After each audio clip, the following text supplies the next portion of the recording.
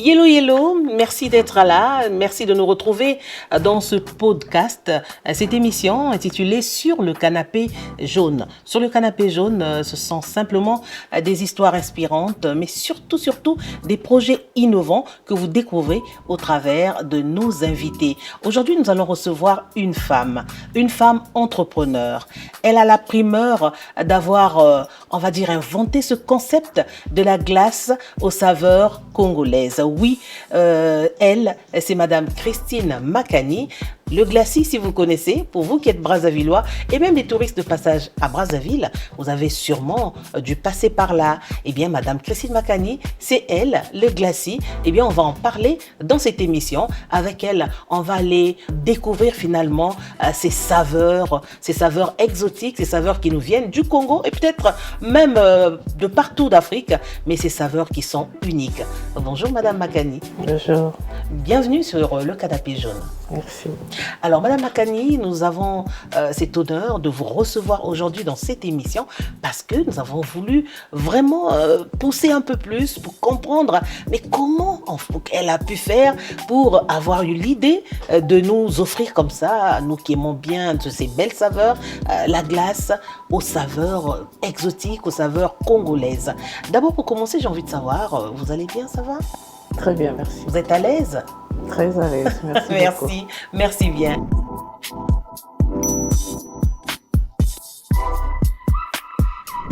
Avant de parler donc du glacis, j'ai envie de savoir qui est Madame Christine Makani.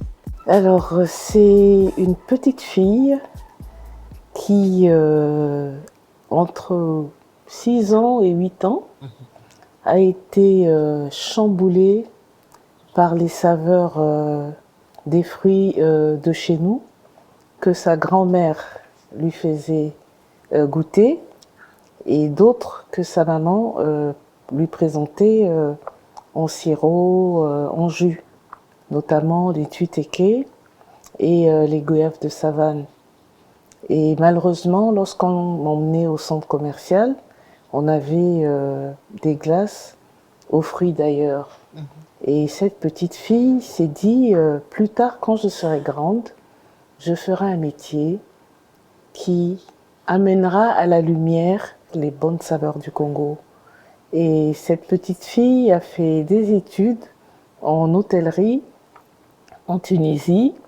Elle a travaillé 2 ans et demi. Après, elle est partie poursuivre ses études à Paris en finance et management. Elle a travaillé, elle a été formée comme risk manager. Et dans sa retraite, aujourd'hui je suis retraitée, j'ai décidé de m'éclater en faisant ce que j'aime, ce que j'adore. Et ce que vous adorez, c'est ce que les Congolais aussi ont appris à aimer, voilà, parce que ce sont des glaces uniques, ce sont des saveurs uniques. Et j'ai envie de savoir, comment vous est-il venu l'idée de commencer comme ça, à développer ou à proposer aux Congolais des glaces, tuitéké, goyave et bien d'autres fruits exotiques? Alors comme je disais, c'est toute petite. En goûtant les fruits ou en mangeant les fruits de chez nous, j'ai trouvé dommage et je trouvais que c'était pas possible de venir au Congo. On a près d'une quarantaine de fruits chez nous, des graines, des noisettes, des goyaves, les tchembélés, les tondolo. Il y a 5 variétés que je connais. Les malombo, il y a les blancs, les rouges, les jaunes, les marrons. Donc je trouvais que c'est dommage de venir au Congo et de ne pas découvrir le Congo des saveurs. Alors j'ai décidé, toute petite, de me former à ce métier et j'ai rédigé le business plan de Glacis, c'était en mars 88, pendant mes études à l'école supérieure de commerce à Paris. Donc le business plan de Glacis, tel que je l'applique aujourd'hui, avec les dégustations systématiques pour tous les clients qui viennent chez Glacis, je l'ai écrit en mars 88. D'accord. Ah ouais. Et depuis quand le glacier existe-t-il? Ça, j'ai Je veux bien savoir. Alors, Glacis a existé entre 89, quand je suis rentrée de Paris, jusqu'à 97. J'avais simultanément mon business. Donc, tous les 2 heures du matin, je descendais à la pâtisserie pour travailler, faire mes productions. Et à 6 heures, je prenais ma douche. Et à 7 heures, j'étais au travail.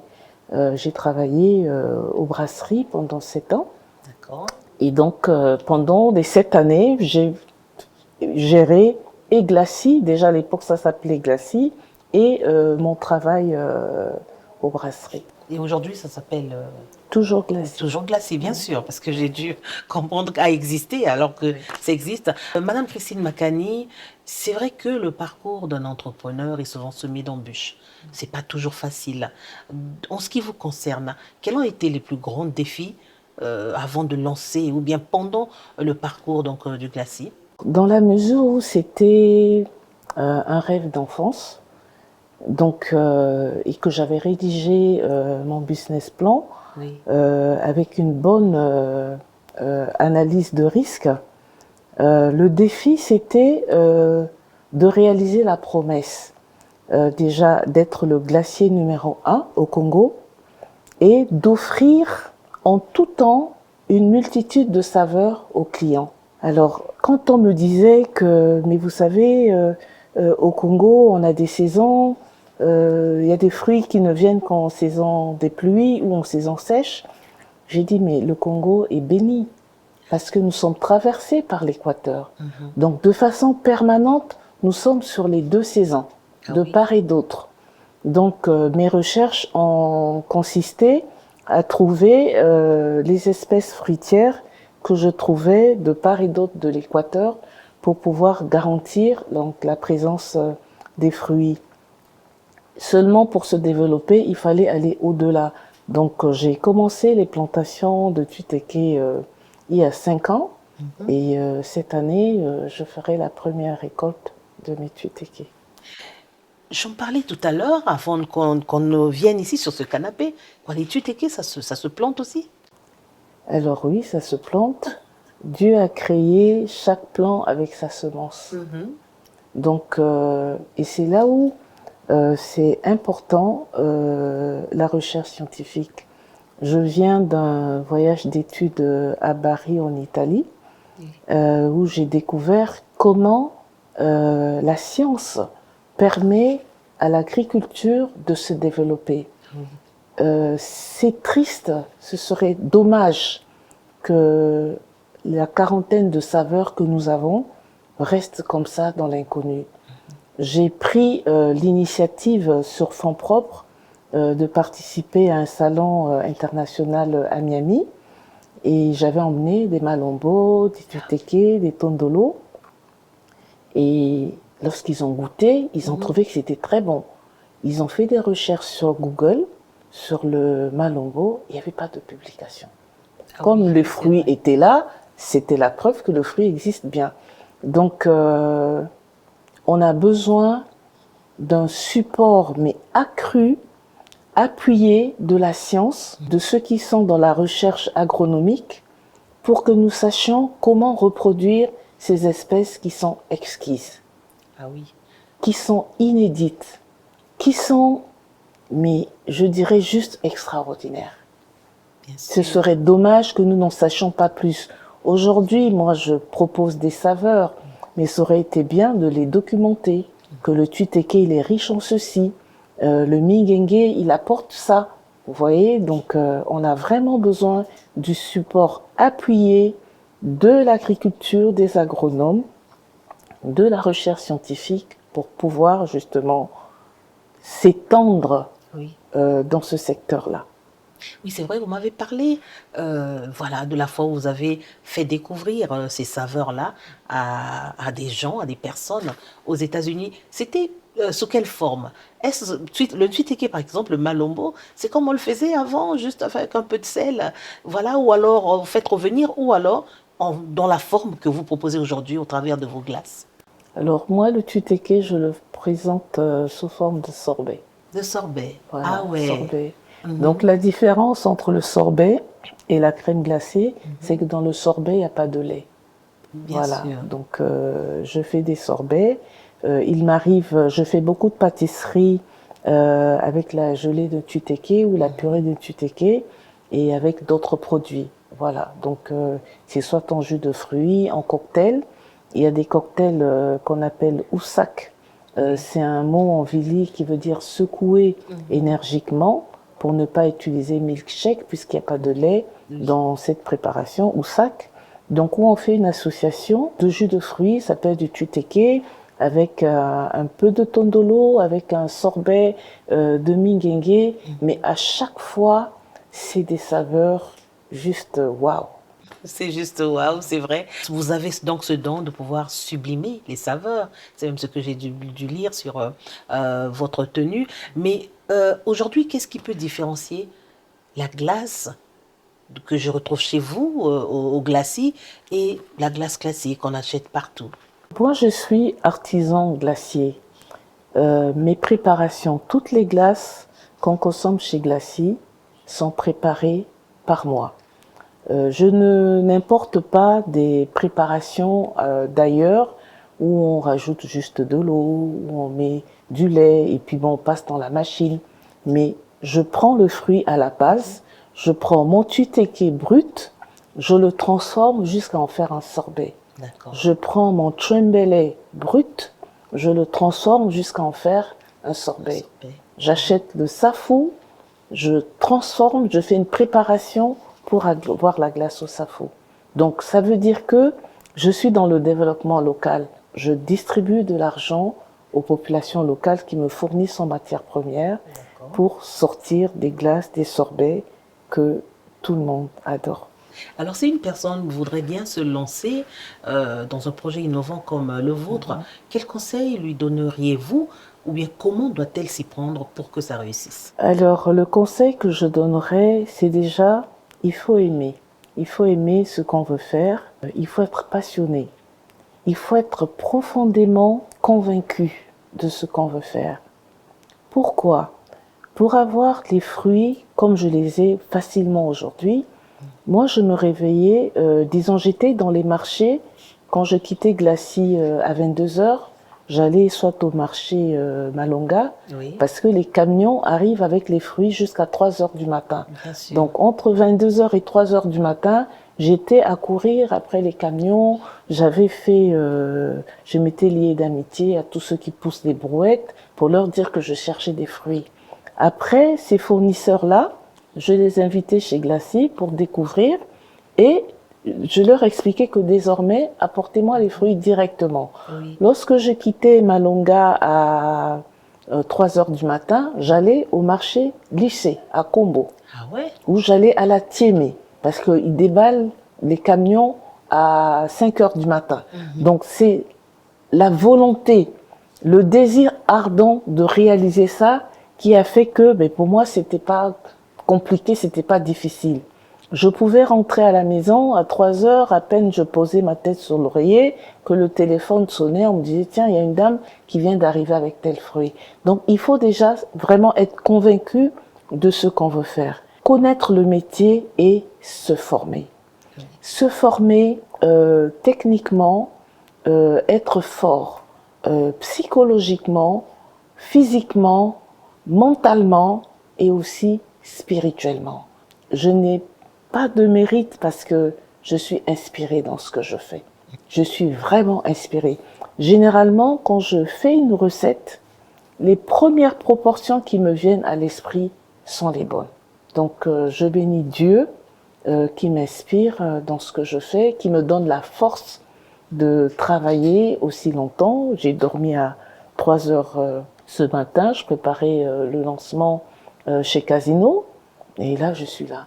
Et après le plateau, je vais repartir travailler.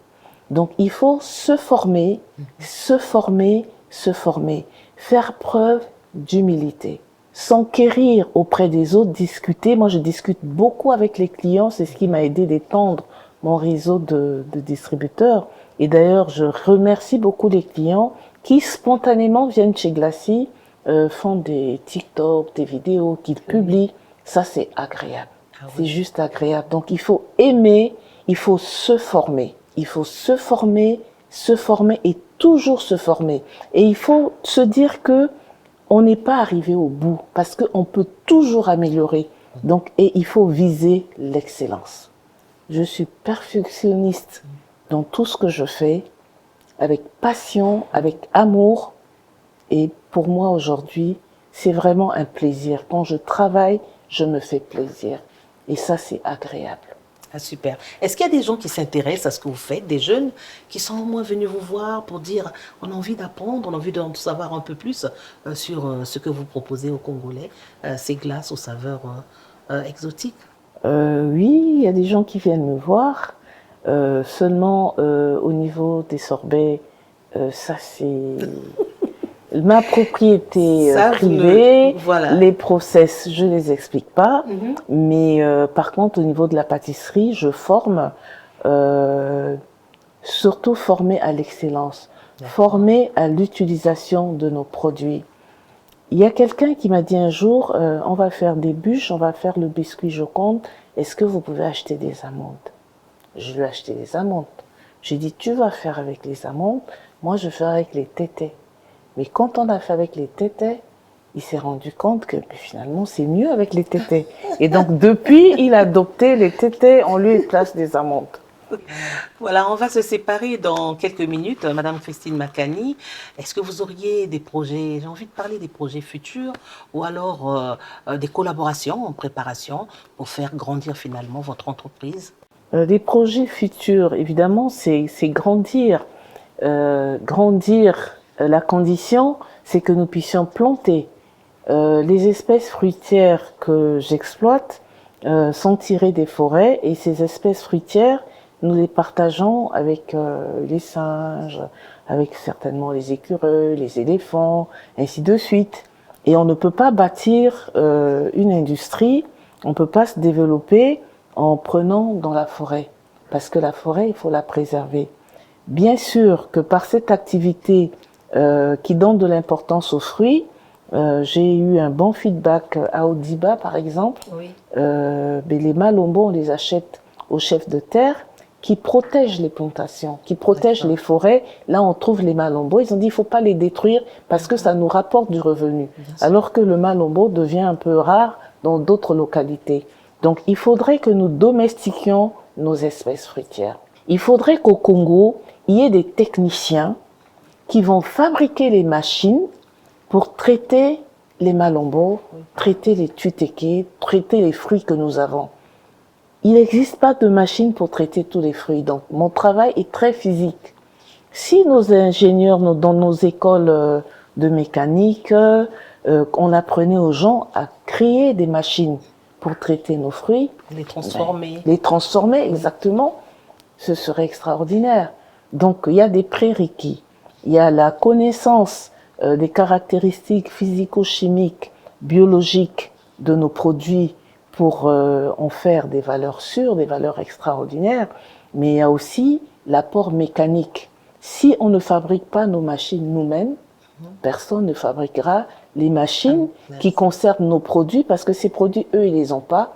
Et puis voilà. Donc, je pense que c'est tout le monde qui doit se mettre ensemble, la recherche scientifique, l'enseignement supérieur. On pourrait mettre des étudiants, donner à des étudiants de faire des recherches sur nos différentes espèces fruitières. Et ça permettrait justement de nous développer.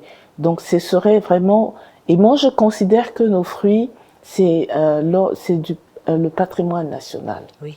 hein, pour lesquels nous devrions obtenir des appellations d'origine contrôlée. Le tutéké, c'est un produit extraordinaire. C'est un fruit, je dirais, qui a un fort caractère, mais qui est très généreux, qui se laisse sublimer par d'autres saveurs. Donc les projets, c'est cela, mais il faudrait que la recherche scientifique, l'enseignement supérieur technique s'intéresse à nos fruits et je vous garantis que l'avenir est prometteur. J'ai fait beaucoup de salons internationaux. À chaque fois, c'est extraordinaire. Aujourd'hui, il y a le parc Ozala, qui, dans le pack qu'ils offrent aux touristes qui viennent, il y a une visite systématique chez Glacis. Donc une découverte des saveurs du Congo. Ah oui, ça c'est vraiment une bonne chose. Madame Christine Makani, on va se séparer, mais je vous invite finalement à vous adresser à tous ceux qui nous regardent, peut-être une invite ou peut-être simplement nous dire où est-ce qu'on peut trouver le glacis et comment on peut faire pour finalement nous procurer de ces belles glaces savoureuses qui voilà, font la fierté de notre pays. 1786, Runco. Nous avons un stand à Brazzamol et aujourd'hui nous avons un stand à Casino. Super, le produit est disponible tous les jours. Le produit est disponible dans les heures, d'ouverture de Casino. Le produit est disponible chez Brazzamol. Pour l'instant, nous sommes présents les week-ends. Les week-ends, super. Mais donc on va vous souhaiter encore une fois, on va dire bon vent, hein. Allez encore de l'avant parce que nous, si on vous a invité ici, c'est parce qu'on a découvert, on a aimé et puis on a entendu parler, beaucoup de gens parlent. Voilà, et pour certains, ils ne croyaient pas que c'est fait au Congo. Voilà pourquoi on a bien voulu vous inviter sur le canapé jaune pour que tous ceux qui ont déjà goûté en passant une glace au tondolo ou au ntwiteke, ben c'est Madame Christine Makani, elle est là, voilà. Toute belle, toute joviale, c'est elle, le glacis. Merci encore, Madame Makani, merci. Nous avons été honorés, mais surtout heureux de vous recevoir sur ce canapé jaune.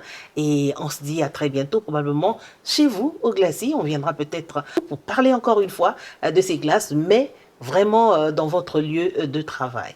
En tout cas, merci beaucoup pour cette belle opportunité. Merci infiniment. Merci. Mais je ne vais pas vous laisser partir comme ça parce que j'ai un cadeau pour vous. Parce que quand on vient sur le canapé jaune, on repart jamais les mains vides. Donc, nous avons une surprise. C'est votre cadeau et c'est pour vous dire merci d'être passé. À tous et à chacun, on se retrouvera très prochainement pour un autre épisode de votre podcast sur le canapé jaune. Ciao, ciao. Ah, et ça, c'est pour vous, Madame Makani. C'est ouvrir. Ben, vous pouvez regarder. Voilà, donc... Madame Makani sur le canapé jaune, merci d'être passée. Voilà, merci c'est ça. Merci. Voilà. Merci à Elisa.